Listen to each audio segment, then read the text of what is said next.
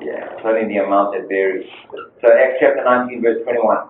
And it says, when these things were accomplished, Paul purposed in the Spirit that he had passed through Macedonia and Achaia to Jerusalem, saying, after I have been there, I must also see Rome. Paul had this burning desire to go to Rome, and nothing was going to stop him. And yet there was many warnings along the way that through the Holy Spirit and through prophets and all sorts of things, saying to Paul, hey, not don't do it, but when you get there, it's going to be the end of you. You're going to get beaten, you're probably going to end up dead. And yet Paul had this desire. So verse 22. So he sent into Macedonia 2 of those who ministered to him, Timothy and Erastus, but he himself stayed in Asia for a time. Verse 23. And about that time, there arose a great commotion about the way. That's just simply what the early Christians were called. It was called the way, because Jesus said, I am the way, the truth, and the life. So that's what the early church became known as. Verse 24. For a certain man named Demetrius, a silversmith who made silver shrines of Diana, brought no small profit to the craftsmen. He called them together with the workers of similar occupation and said, men, you know that we have our prosperity by this trade. Moreover, you see and hear that not only at Ephesus, but throughout almost all Asia, this Paul has persuaded and turned many away, saying that they are not gods which are made with hands. So not only is this trade of ours in danger of falling into disrepute, also the temple of the great goddess Diana may be despised and her magnificence destroyed, whom all Asia and the world worship. So here, where they were in Ephesus, what was going on is there was a large black rock that hit earth there, and it was a meteorite. It still exists today. It's an archaeological find. And this large black meteorite, if you look at it from the right angle and you've got a creative mind and you can really imagine it, it kind of looks maybe sort of like the shape of a large woman, okay? And she's got 9 breasts. And this rock, the belief is that it was sent to Earth by Jupiter, and some versions are Zeus because they interpose those two. And this rock is a representation of the female goddess Diana, and 9 breasts indicate fertility. She was the goddess of fertility, so the temple that is there, or was there at that time, people came from all over the world to come and pay homage to this rock and to Diana, especially if you were a married couple and you couldn't have kids. You'd come there, pay homage to this, come and bow down to this goddess, and the belief was that you would then be fertile and you could have kids. Adopted into this pagan ritual and that were a lot of sexual practices. And I've mentioned this before with these temples, the way that they grew their ministry was that new converts into this religion would then serve a 2-year period, and you wouldn't be donning a little name badge and a tie and on a bicycle going and knocking on doors kind of thing like there's some ministries today. In fact, interesting also for a 2-year period. But in this religion, anybody new into that religion would give up 2 years of their lives to become a temple prostitute, both male and female. And at every sundown, these temple prostitutes, literally by the thousands, would come out of this temple. And the idea was that anybody in the city who had just come into the city for trade, these temple prostitutes would approach them for sex and so lure them into the worship of Diana. That's what was going on. A lot of the later scriptures that you'll look at in terms of, women keeping your head covered, guys having short hair, all of those, this is what it's referring to. It's referring to these temple prostitutes. So, what's happening here is basically revival's breaking out.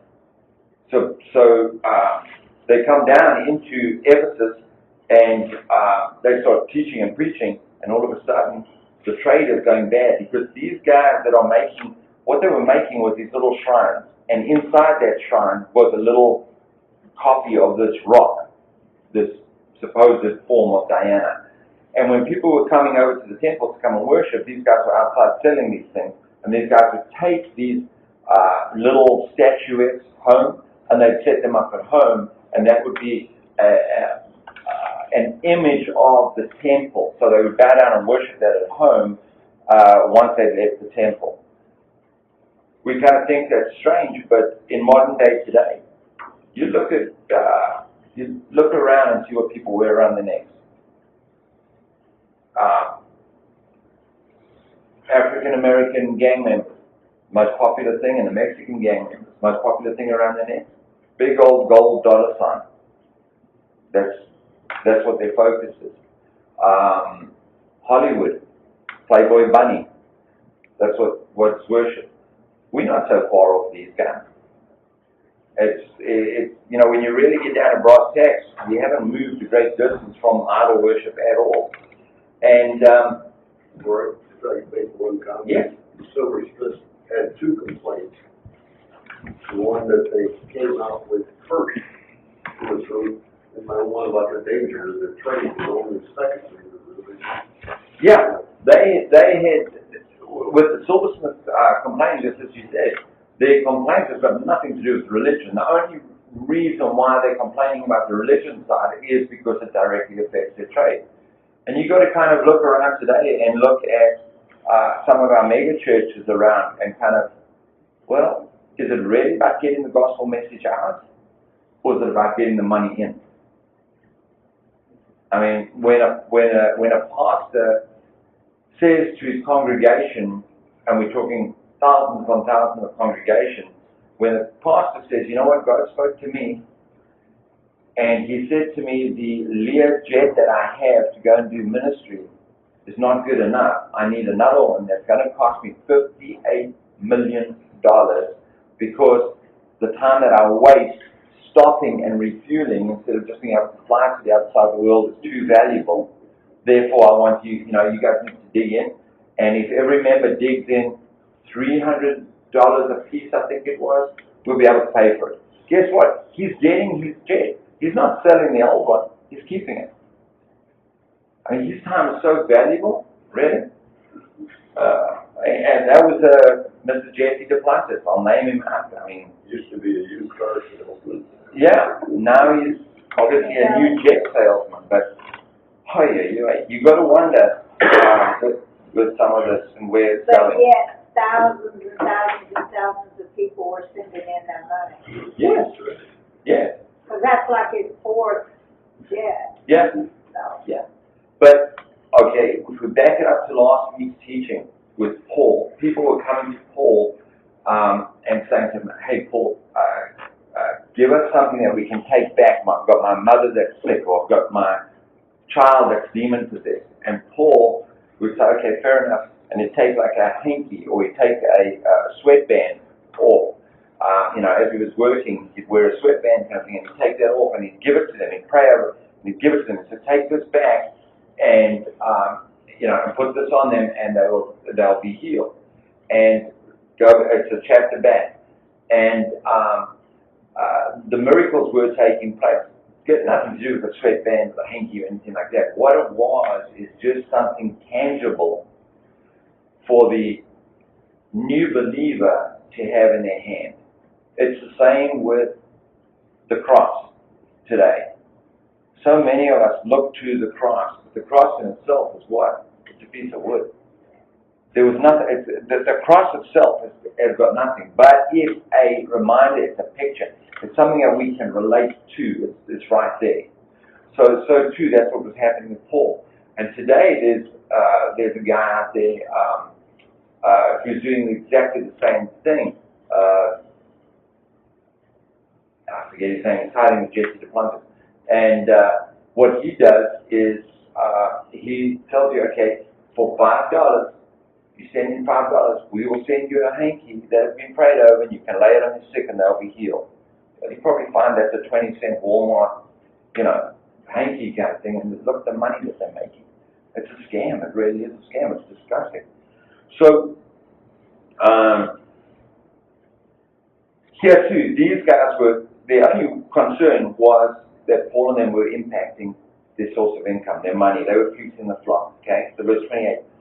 Now when they heard this, they were full of wrath, and they cried out, saying, Great is Diana of Ephesus. So the whole city was filled with confusion and rushed into their altar with one accord and a miada, having seized Gaius and Archicus, Macedonians, Paul's traveling companions. So these guys are now stirring up the masses. They get them together, and boy, in they go. Verse 30. And when Paul wanted to go in to the people, the disciples would not allow him. Then some of the officials of Asia, who were his friends, sent to him pleading that he would not venture into the theater. So right here, knowing what happens to Paul, that he does end up getting stoned, he does end up getting beaten every single time. Some of his close friends within the Christian group are saying to him, no, you stay out of this one. We'll go in and handle it. Notice that at the end of verse 31, pleading that he would not venture into the theater. Principle of first mention about movies. Don't go to movies. So, and I'm saying that for facetiously. Verse 32. Some therefore cried one thing, and some another, for the assembly was confused, and most of them did not know why they had come together. Confusion. Always a picture of and an indication of Satan. The Bible says, as far as God is concerned, and definitely as far as the church is concerned, let everything be done in decency and in order. That's why Paul put such regulations on the use of tongues in a meeting. He says, first off, if there are new believers in a meeting, don't start speaking in tongues, because you're going to freak them out, they're going to think it's weird, and they're going to take off running. Then he says, okay, and if there is going to be a gift of tongues, or the speaking in tongues, I will allow 3 if there is interpretation. And if there isn't, it needs to stop immediately. So he's very regulated with things. And then the other thing as well is, while I'm on tongues, with tongues, the Holy Spirit is a gentleman. The Holy Spirit never ever comes in and takes control of the person, and that person is out of control. In other words, if there's a gift of tongues, and I've seen this with my own eyes, I've seen men in a church setting turn around and kind of raise their hands and say to the pastor, I think I have a word of knowledge, or I think I have this. And the pastor, being in charge of that meeting, will say, okay, go ahead. And it's done in decency and order. But it's not a case of the guy to be teaching and the next minute somebody just starts shouting out. It disrupts the meeting. Now, Paul, and why I'm getting where I'm going with this is, Paul says, be careful when you are in a church service or in a church meeting setup. He says, because there's angels present in your midst. In this group, for me, there's one of my angels. My other one's back there. He says, be careful because of this disruption. When was the disruption that really upset the angels?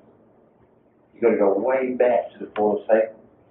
That's why they're so sensitive. That's why angels and ministering spirits are so sensitive to disruption and chaos. And that's why it's not to happen in the body. So Paul gives that warning, and here there's chaos. People are shouting one thing and people are shouting another thing, and half the group are saying, well, what the heck are we shouting about? And I saw that very, very clearly when I was back in South Africa in the military and dealing with the riots.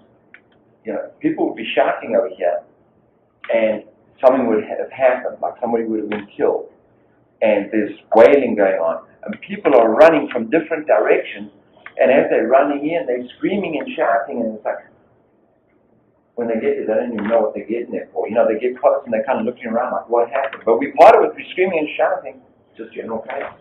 It's like, what are you doing? So verse 33, And they drew Alexander out of the multitude, the Jews putting him forward. Now, Alexandria over here is the head of the synagogue at that point. There's a Jewish tradition where there are 10 Jewish men in an area that have to set up a synagogue. This is the guy that's in charge of the synagogue. The guy that's in charge of the synagogue typically was the most educated one in the scriptures. The most educated one in the scriptures could argue the best, because that's the way of Jewish teaching. They argue the scriptures. So they're putting him forward. Why? To represent them, okay? Because there's an uprising now, and what's happening here is these silversmiths are saying, Paul and these boys are Jews, and they were right. And these guys are causing trouble, so the Jewish people in the area who are not Christians are putting up Alexandria, and they're saying to Alexandria, hey, let these guys that are rising up now know that, yeah, we are Jews, but we got nothing to do with these guys. Okay, these guys are Christians, they're not Jews. And Alexandria motioned with his hand, first Pentecostal believer, there's Alexandria motioning, and wanted to make his defense to the people. So Alexandria is now stepping up, and he's going to give this hopefully eloquent speech. Verse 34, but when they found out that he was a Jew, all with one voice cried out for about 2 hours, great is Diana of Ephesus. So when he steps forward and it's discovered that Paul is Jewish as well, and these guys are Jews, they get thrown under the bus all in one go. And everybody starts screaming, hey, great is Diana, this goddess. Guess what? Read this again, you'll see that the Bible says all. Greek Hebrew means all. Here's these Jewish believers shouting, great is Diana. So all of a sudden these guys are stepping away from their faith because they don't want to get burned with Paul and the two disciples. So it kind of brings into question, okay, how deep is the faith of these Jewish believers? Interesting, back in the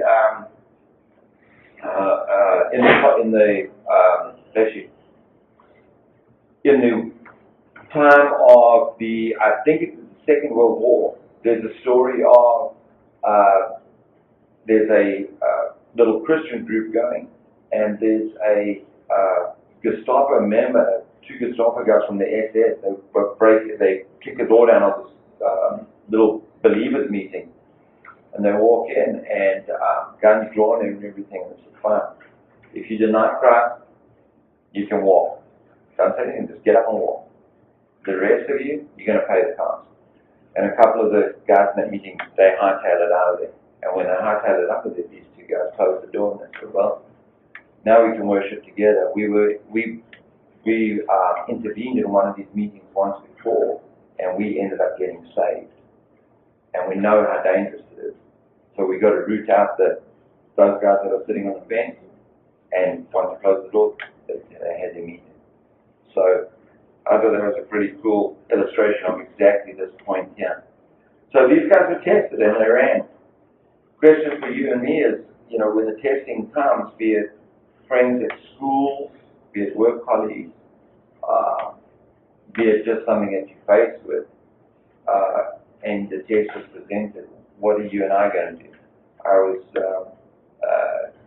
at a meeting yesterday, and one of the guys that was speaking, he turned around and said that he was walking out of one of these technical music stores kind of thing, and he got to the register.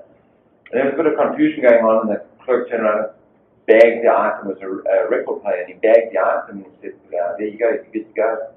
And the guy picked it up, and he walked out the door, he hadn't paid for it. And he got to the door, and he was just kind of convicted. Turned around, and he went back and paid for it. What would you and I do? It was a bonus, keep on walking. So it's going to present tests to all of us, and these guys are tested. Verse 35, and when the city clerk had quietened down the crowd, he said, men of Ephesus, what man is there who does not know that the city of Ephesus is temple guardian of the great goddess Diana, and of the image which fell down from Zeus?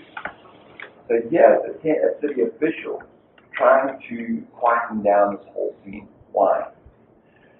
The situation is this: Rome had conquered all of this area. Okay, they conquered Jerusalem, they conquered all the surrounding areas.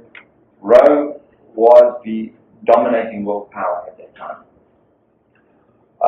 Rome ruled through fear.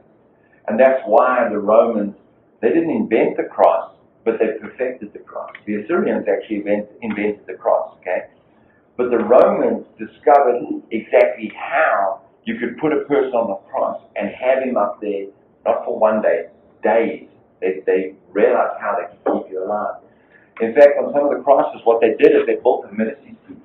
They called it a mercy seat, with a little piece of wood that stuck out here, and there was a brace piece underneath, okay? And that mercy seat would sit roughly about there on you. And so when they nailed your feet to the cross, what they did is they actually splayed your legs one way or the other, and they drove the nail in through the heel bone. That's where it went through. And the idea was that as you hung on that cross and your body weight pulled you down, what would happen is you couldn't breathe anymore. And slowly your lungs would fill with fluid. In order to breathe, you had to push up off those nails, okay? And this thing was dragging you back. So you pushed up and it would catch you. If you could get up high enough, you could kind of rest on it for a split second. And then you'd go back down. So in order to take a breath, you'd have to push up off those nails going through your heel bones, have this thing jabbing in you, get a bit of a breath, and then drop down. And they would keep you alive on that cross, sometimes for days. And it was a public thing. Coming into most of the major cities that these guys had conquered, on the road coming in, they'd have the crosses. And they'd have that cross, they'd also have an X cross. And so when you came into a city and you had to drive down the road and you had all these crosses on either side, you know what it smells like driving down 55 in summertime with all the dead deer. This is the same thing you'd experience. Now bear in mind, you're not going 70 down that road. You're passing by really slowly and taking it all in.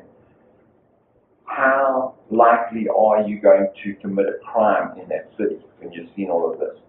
That was the whole idea. They ruled through fear and intimidation.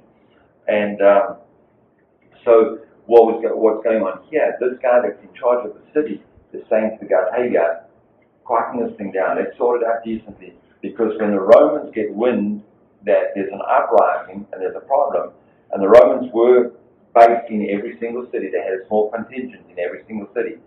When they hear there's a problem, one of us are going to end up on those crosses. So, let's get this thing sorted out. And the city official is the one that was most likely to end up on that cross. If he couldn't point out who the troublemakers were and get it sorted out, that wasn't doing his job, therefore he'd end up there, was going to be his neck. So his argumentation here, hey, what's the point of all this squabble? Everybody knows we are well known here in Ephesus for this great temple. We're well known for this image, this rock that was given to us by Zeus. Verse 36. Sorry, anybody you got a King James? No, I'm Amplified. Okay, your Amplified, is it Zeus or Jupiter? Mine, for that part, doesn't say anything. Oh, wow. Mostly mine substitutes for Artemis on everything else, but for that part there, it just says, fell from the sky. Oh, okay. King James is Jupiter. Oh, it is. Yours is Jupiter. Yeah. So they interpose those two. So verse 36. Therefore, since these things cannot be denied, what things? There's the fact that we've got this temple and we're famous for it. You ought to be quiet and do nothing rashly. That's a good verse for you and me. Verse 37. For you have brought these men here who are neither robbers of temples nor blasphemers of your goddess. He's saying, hey, these guys didn't come and pull your worshippers out of your temple. They haven't spoken ill of Diana. Verse 38. Therefore, if Demetrius and his fellow craftsmen have a case against anyone, the courts are open, and there are proconsuls or lawyers. Let them bring charges against one another. But if you have any other inquiry to make, it shall be determined in the lawful assembly. Verse 40. For we are in danger of being called in question for today's uproar, there being no reason which may give to account for this disorderly conduct. And when he had said these things, he dismissed the assembly. So here's a riot that's going on because of these guys simply preaching the word. And it's so funny. It wasn't too long ago that there was a riot going on right here in this very town just because of a desire to teach the word. It's amazing. You can look at Scripture, and so often we want to adopt the attitude, oh, well, this is all written thousands of years ago. It doesn't apply to us. But when you really take it in and you kind of really look at things, like I was saying earlier on, the images that we'll wear around our neck, or the images that we'll bow down to, is no different to what these guys were doing. And here's a riot because somebody's desire to preach the word, and we literally had a riot here about preaching the word. It's amazing how things just come around and around and around. So chapter 20. So now Paul is still on his way up to Jerusalem, okay? He is now trying to hit the Feast of Pentecost. Originally he was trying to hit the Feast of Passover. Pentecost is now 50 days after Passover. The Greek word is penti, which is 50, and days. So it's the feast 50 days after Passover. So that's where he's heading up to, and remember he's taken that vow, cut his hair. He's going to make an entry, a grand entry. So chapter 20, verse 1. After the uproar had ceased, Paul called his disciples to himself, embraced them, and departed to go to Macedonia. Now when he had gone over to that region, he encouraged them with many words. He came to Greece, and he stayed there 3 months. And when the Jews plotted against him, as he was about to sail to Syria, he decided to return through Macedonia. So Paul was going to be heading up on a ship. Okay? The Jewish people from all over the region, the Pentecost was one of the festivals that they would head up to Jerusalem for. So there was the Jews in this area, not Christian Jews. These are Hebraic Jews that believe in Judaism. They were also going to head that way. There was a plot. Okay, we're all going to get on the same boat. Guess Paul's getting off early. A couple of miles out to sea. These guys were plotting. They were going to toss him overboard. And Paul hears about the plot, and he just doesn't catch the boat. Okay? Instead, he changed direction, and he returns to Macedonia. This is now the start of Paul's third missionary journey. Okay, so when you hear of people talking about these missionary journeys of Paul, this is all it is. This is what it's referring to. In where did I have it? Okay, in the book of Corinthians, it goes into detail. What is happening now in this third missionary journey of Paul's is the purpose of it is in Jerusalem. They are heading on hard times. There's a famine, so the church in Jerusalem is really suffering. So Paul's missionary journey, the third missionary journey, was money. And he's traveling around to all these different churches, and he's raising money from them. And that money is going now to the brothers in Jerusalem. Jerusalem is the head church. Think about this. Jerusalem's the main church, the big church, right? And they've planted all these other little churches. But now you have all these little churches raising money to bring back into the big church. What do? Our system is we'll get money together here and we'll send it to these little things. Oftentimes, these things that we send money to are not really God's things, they are things.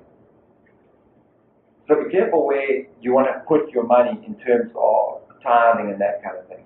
Because the biblical example right here is these guys were putting money into something where there was a definite need.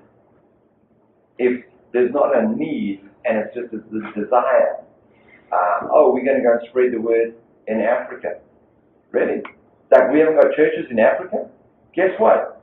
We got tons of people in our churches in Africa that raise money and send people over here to America to come and plant churches. One of the biggest churches up in California is up in Los Angeles that is planted, started, and run by 2 South Africans. It's crazy. We're bouncing people all over the continent or all over the world, spending thousands and thousands on wasted airfares and all the rest of it And we've got people in our own backyard, literally here, right in our backyard, that don't know God's word and are suffering.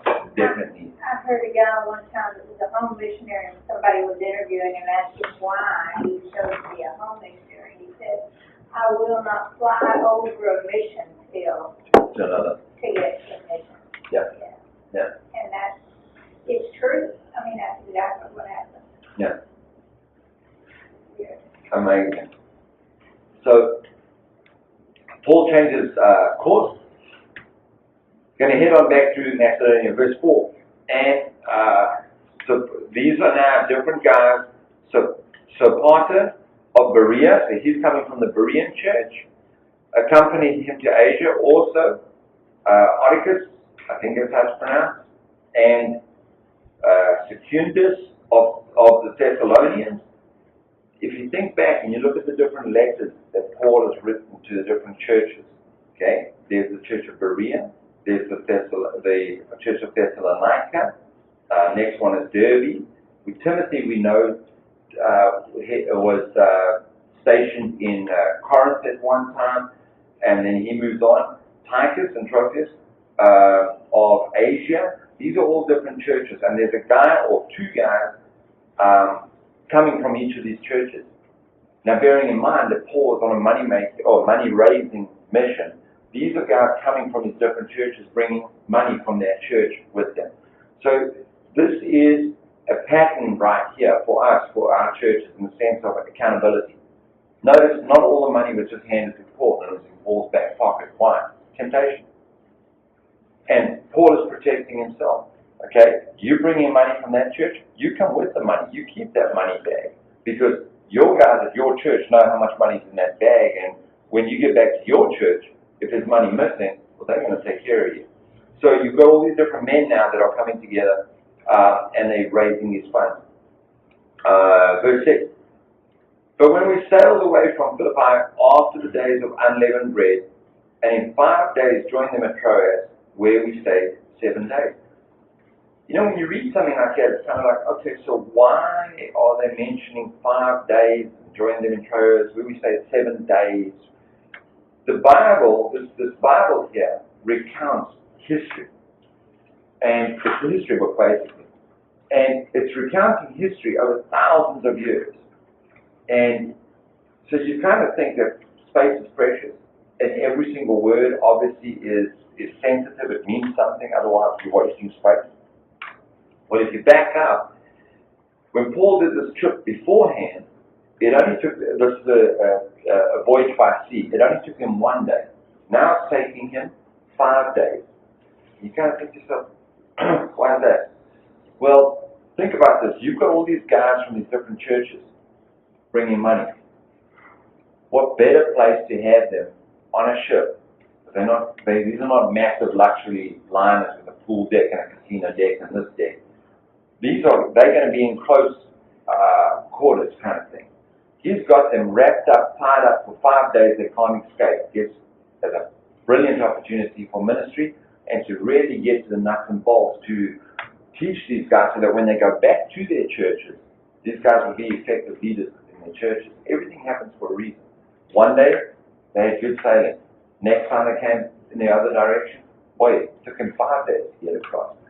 I experienced this going between Italy and Greece. I was backpacking around Europe, and they obviously money was tight, and I went to go and book this ticket to go across to Greece, and the lady said, you know what? It's an overnight trip, so you'll spend the night. The next, you'll arrive in port mid-morning the next day. Cheapest way to go is just on the deck, and just make sure you got a backpack. It's not that cold, but you have a backpack and just throw your backpack on the deck. And there's tons of people that do this.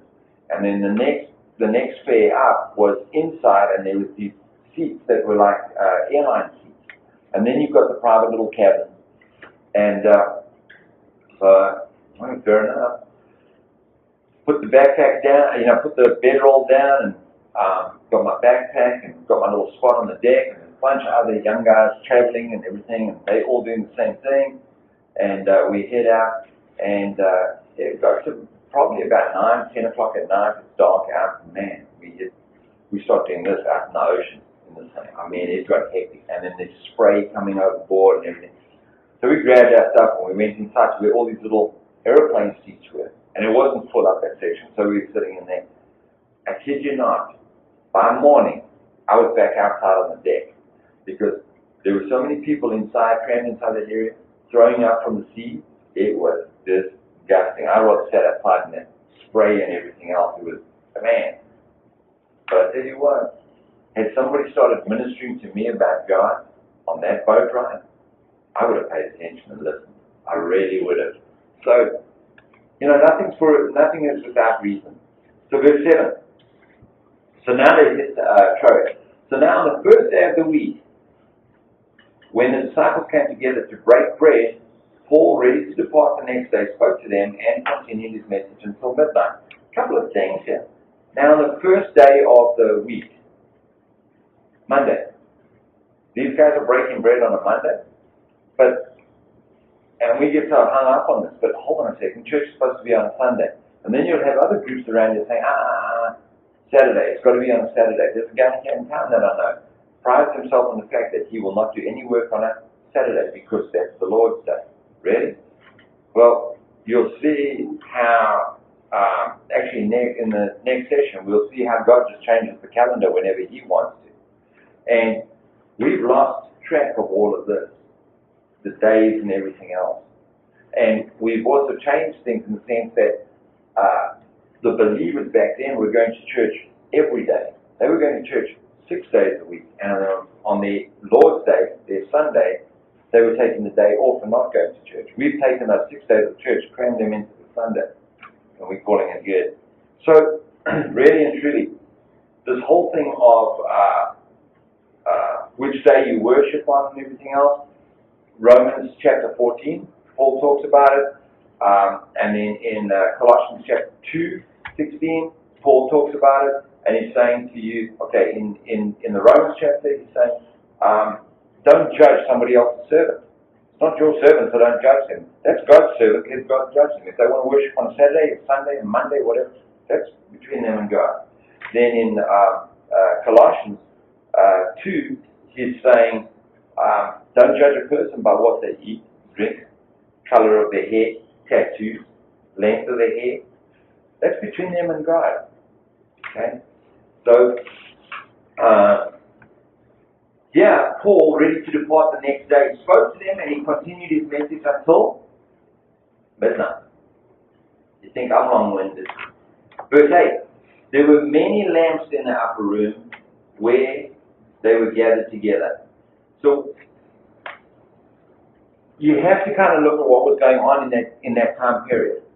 In this time period, the Christian faith was getting really hammered. And they were saying things like, these Christians are getting together and they're having orgies. So one of the things that they did is they made sure that they had, it was well lit up. It wasn't hidden away in a back room. So if somebody walked past, they could look inside. Oh, these guys are sitting down and they're having a conversation. It's not a bunch of naked bodies. There was rumors spread as far as communion goes that, these guys are drinking blood. There was rumors of cannibalism on that. This is what these guys were getting accused of. Oh, stay away from me. So these guys, place was lit up, and they were having this meeting there. So there's many lamps in this upper room where they were gathered together. Now, those lamps that they had, were obviously, they're not flashlights. These are burning lamps. And they're in a room, there's a bunch of people together. You're going to deal with smoke. Verse 9. And in a window sat a certain young man, his name was, I wish that they had nice little names like Rory, so much easier to pronounce. Eutychus, who was sinking into a deep sleep. Well, it's midnight. Probably a hard-working guy. So he's sitting in the window where he can get fresh air because of all these lamps that are burning inside, right? Paul's going along, it's midnight. So he's sinking into a deep sleep. He was overcome by sleep. So eventually he did fall asleep. And As Paul continued speaking, he fell down from the third story. He fell out of the window, he fell asleep. Beware to those of you that are falling asleep. And was taken up dead. Who's writing this? This is Luke, remember? Luke's a doctor. So if anybody can certify somebody as dead, it's going to be a doctor. Okay, so Dr. Luke pronounces this guy dead. But when Paul went down, he fell on him and embracing him said, "Do not trouble yourself, for his life is in him." So Paul goes downstairs and he lies on this guy. Why would he do something so weird? Well, you've got to back up in the scriptures. Paul's going backwards in time to other scriptures. It was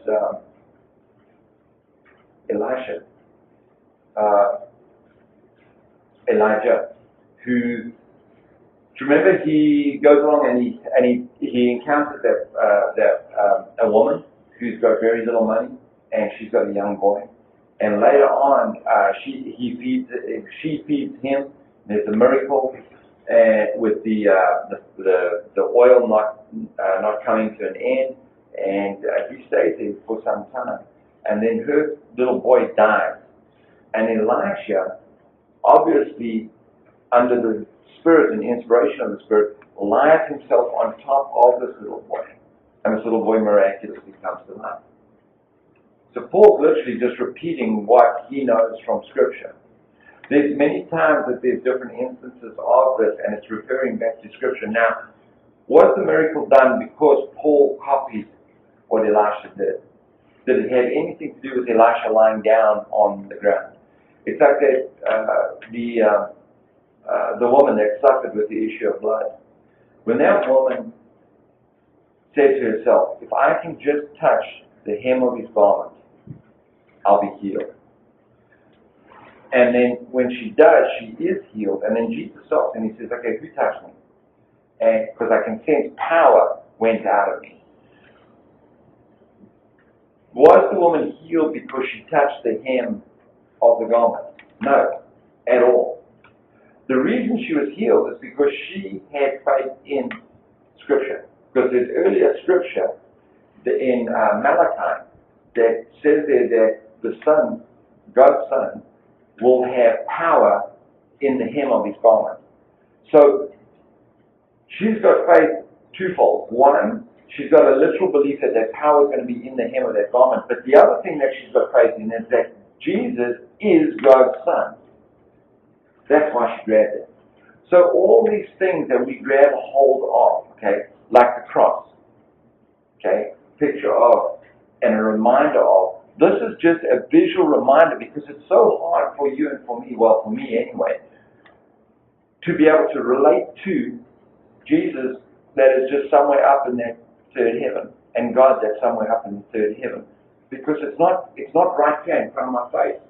So you and I need something tangible that we can see, and that's why, okay, come and lay your burdens down at the foot of the cross. Now we can relate to. Lay your burden down at the feet of Jesus. Okay, where exactly do I put that? And that's why we're given tangible things. And even more so with the Jewish believers back here, they were very, very tactile people. They had to be able to touch something, feel something, to be able to relate to it. And that's what's going on here. So Paul is basically emulating what happened in the past. These guys would all be well aware of the past. You know what? When these guys had their Bible meetings, the Bible as we know it, and the Scriptures as we know it, didn't have, chapter 20, verse 3, or didn't have the heading, a little title, like this one here, ministering in Troas. Didn't have all that. They were going out of Old Testament Scriptures. And what the guy teaching would do is he would introduce what he was teaching simply by the first couple of lines of that teaching. They also didn't have all these scrolls together. A scroll that was able to be carried around, maximum, would be 35 foot long. Okay? That's the maximum it would be in length, because of the weight of these things. You couldn't get one of the books onto one scroll. So in order to just have the Old Testament, how many of these scrolls would there have had to be? I've seen the scrolls, they're probably about that long. And that papyrus is not like these Bible pages. I mean, it's thick stuff. And they are set, there's like a wooden spindle, and then they've got big fancy edges on them. And there's two of them. And as they unroll one and move the paper along, it rolls up on the other one. So this scroll, was really, really, really heavy. So how did they have the Word? They had the Word, the Old Testament, here. I was listening to something on how the Jewish kids are raised. Up until 3 years old, all their stories, their bedtime stories, their just entertainment, everything comes out of the Bible. From 3 through to 6,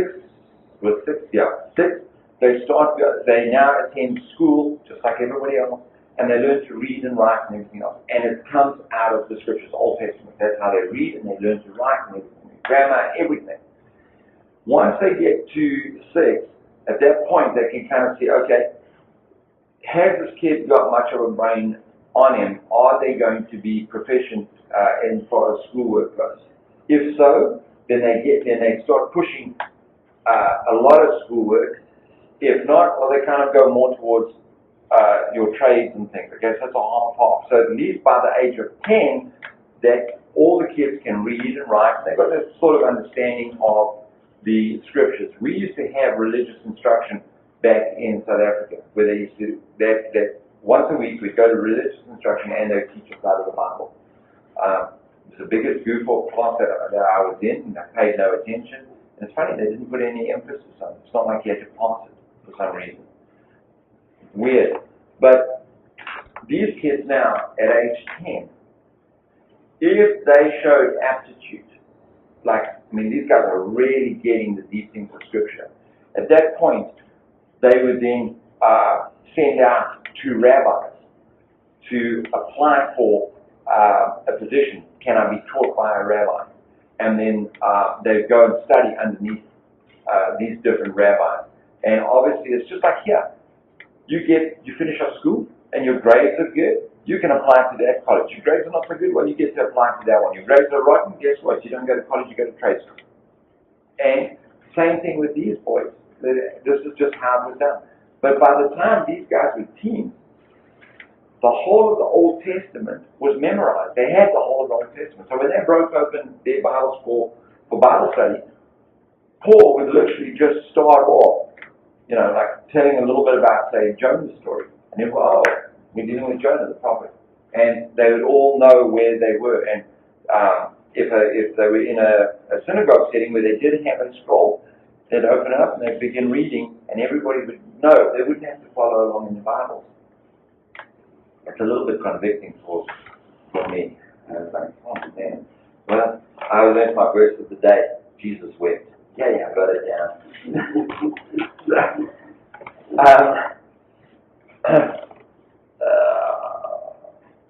Where were we? 1 to 11. 11. Okay. Now when he had come up, so this guy falls out the window. Paul goes, yeah, don't worry about him. He's good. He's going to live.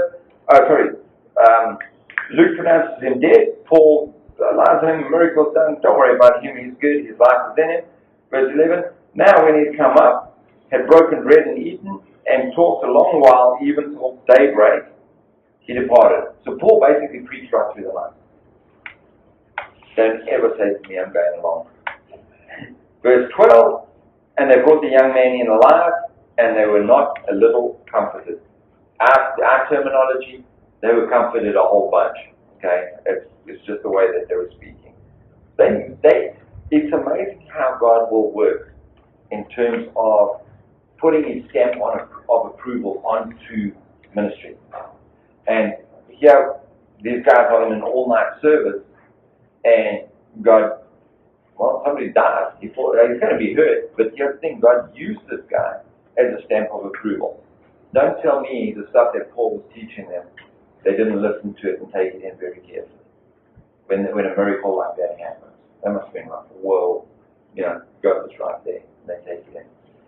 All right, that's where we're going to stop. See, I'm right on time, not midnight.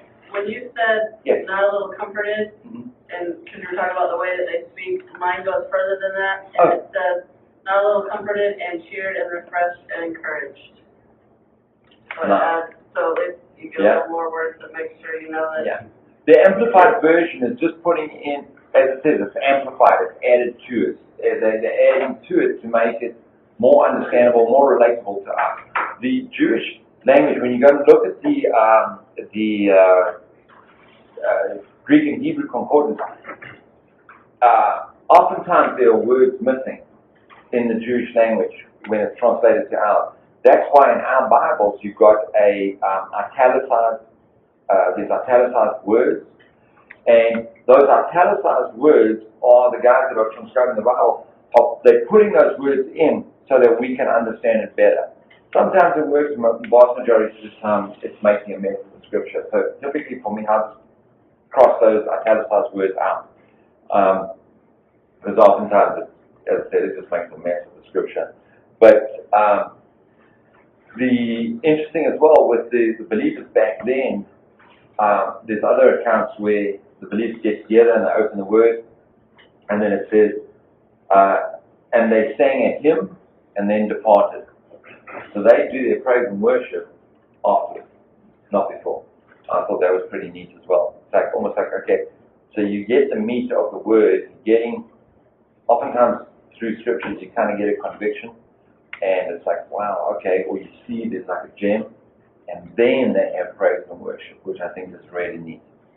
Here we have praise and worship first, so that all those that are late can get to church in time to hear the message. Sad, but true. Before you mentioned the cross, the different types of different religions within Christianity, different faiths that will have different crosses.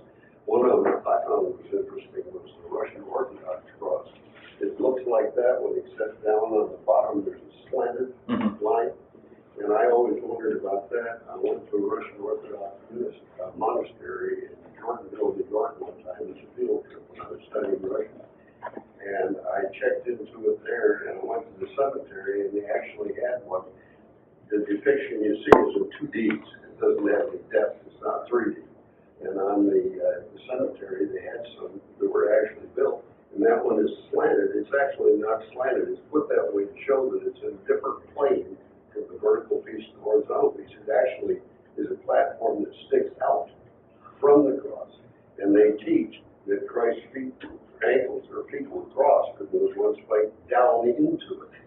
And it also served that same purpose as the mercy seat. Because it was flat like that, they could get some purchase. They could lift themselves up a little bit and give them some Survive longer. Survive a little longer. That's cool. To be tortured longer. Yeah. Really. Yeah, they actually uncovered one of these, what do they call them? Those stone sarcophagus. These little, the Jewish practice was that if somebody died, they put you in the coffin and they close you up. Then they go back afterwards, a couple of years, I think a year or whatever afterwards, and they open their coffin up. Then your bones are taken out and they put into a much smaller little box, and then that's put into a burial place, burial tomb, whatever you want to call it, okay, and they have all these little boxes.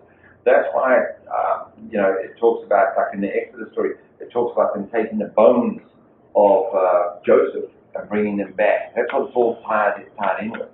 And archaeologists just recently, they opened up one of these little sarcophaguses, and they found the heel and the part of the foot and the spikes still through it. Metal spikes still through it, going straight the way through. And that's why, because there's been so much discrepancy about the cross, and people trying to get rid of this idea that the crucifixion happened, so well, it's impossible. If a spike is driven through here, there's no way it's going to work, because this whole part of your foot is just tiny little bones. And you've put that much pressure, like me, big fatty, just on a spike driven through here, my foot it's going to rip apart. It's going to fall apart. Same with this. And that's why, it never ever happened. Well, it didn't happen that way. That's where it went through. 2 big bones and a bunch of cartilage to hold it together. Same with your feet. So, and that's why they were so astounded when they came to break the knees of Christ. That was a quick way of ending it, because you couldn't push up anymore. They'd come and break the legs of the person hanging on the cross. Then you couldn't push up. You would die literally just minutes later, because you would die of asphyxiation. Or when they came to Christ, they were going to break his knees, he was already dead. And you look at the time period that he was on the cross for, 6 hours, okay, from 9 o'clock to 3 o'clock in the afternoon. So when they came to break his knees, and they, what? He's already dead. That's why they then thrust a spear into his side to see if he was dead already. And they were truly surprised, and that's why. Blood mixed with water. Yeah. And yeah, so and that modern science tells us that is the symptoms of a heart attack, down from a broken heart. And it's funny because right in the beginning, before that, like he says, no man takes my life, I lay it down willingly. So they didn't take his life. When Jesus decided, okay, that's it, that 6 hours come, 6 being the hour of man and sin, he turns around and says, tell it to Lazarus, it is over. Time of the sacrifice in the temple. Exactly the same time, yeah, ties in exactly with the Passover sacrifice. That also reminds us that he was in control. Totally, 100%. And I think we tend to forget that, because it was so horrible, and, you know, the way, the whole manner of death and everything, you forget that, but when he says, you know, I laid it down, he's in control, from the beginning to the end. It's also so wrong in this country, Christians in this country and elsewhere blame the Jews for Jesus' death. At all. Blame him then. Yeah, and the whole thing is, he went to where he was crucified willingly, knowing he was going to be crucified. Yeah. You know, sacrificed. Told me he would. Yeah. Some people that, you know, oh yeah, they want to blame the Jews or whatever. No, Jesus did it on purpose. You know, There's no blame. The whole plan. There's no blame at all. It's thanks. That's right. That's what it's about. It's about thinking. That's a gift, really. Yeah. I was talking to another gentleman. He was saying to me that he was speaking to an atheist, and he was talking to him about the cross and that. And the atheist turned around to this guy and said to him, well, I didn't ask him to go to the cross. And this guy was saying, man, I just didn't know how to answer him. I said, well, the next time it comes up, then that's the whole point of it. You didn't ask him, I didn't ask him, and I'm a Christian. I didn't ask him to go to the cross, but he went to the cross anyway. That's what makes it a gift. That's love.